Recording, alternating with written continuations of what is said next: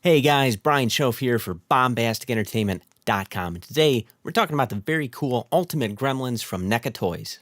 I'm going to do something a little bit different here and review these guys as a pair. Chances are if you plan on getting the Gremlin, you'll probably wind up getting Stripe and vice versa. And I think once we get into things, you'll see quite a bit of overlap. First, the boxes are just variations on each other. I'm not really sure what else they could have done, and NECA doesn't usually make multiple figures from the same movie, so using the different movie posters was a pretty solid idea.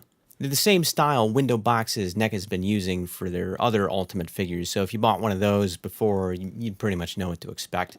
I've already set mine free here, so let's jump right in. First off, the figures don't come with a stand, but I do very highly recommend them, because their backset legs make standing them on their own power a little bit difficult. It's kind of a form over function thing. The joints in general are either too loose or too tight. The knees on my Stripe were super tight, and when that happens, you don't ever want to force the joint or it can break. So to loosen them, I put a cup of water in the microwave and did the old hot water trick. Unfortunately, it worked a little bit too well, and now Stripe's knees are too weak, and standing him on his own power, it's a little difficult. So for the Gremlin, I think I'm going to follow the rules and not get him wet. Now, the accessories are where these guys really shine, especially the Gremlin. He comes with a cigarette, a pretty cool looking beer mug, these paper popcorn bags you can slide over his ears, some pretty awesome 3D glasses, which again are made out of paper, so be careful when handling them. But my favorite thing here is the Not a Coke cup. The decal is very nicely done, and there's this really cool translucent look to the ice and straw. It's pretty realistic looking. He also has a couple candy bars. Stripe's accessories are a little lighter, but probably more substantial. The scale-appropriate chainsaw, it's bigger than he is, and the writing on the blade, it's all legible. I always appreciate when they go to this kind of trouble. He's got his saw blade for chucking at Billy. Fits nicely in his little hand.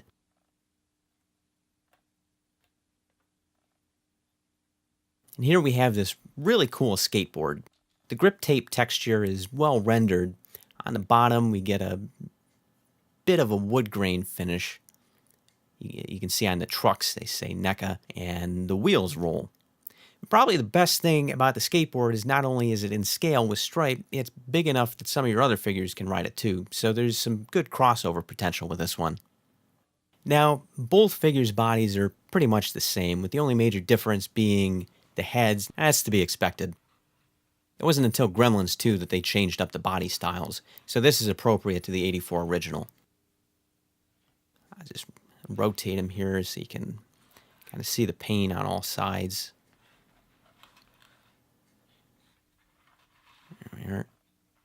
On the articulation side of things, both figures have ball-jointed shoulders and elbows.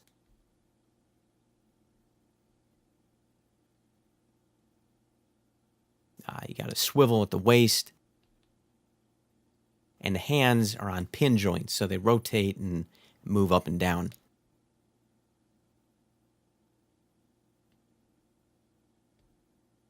Now, the ears have a good range of motion to them, and between these and the mouth, the figures seem very expressive.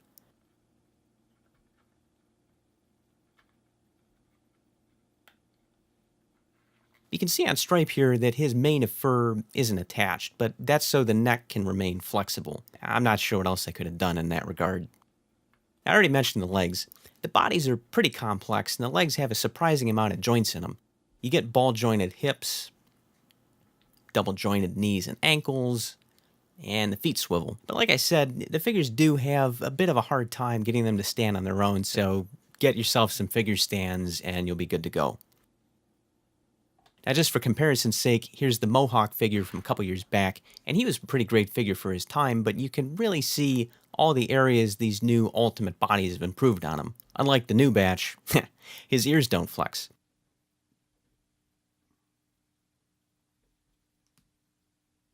There's no chest swivel like we see on Stripey here.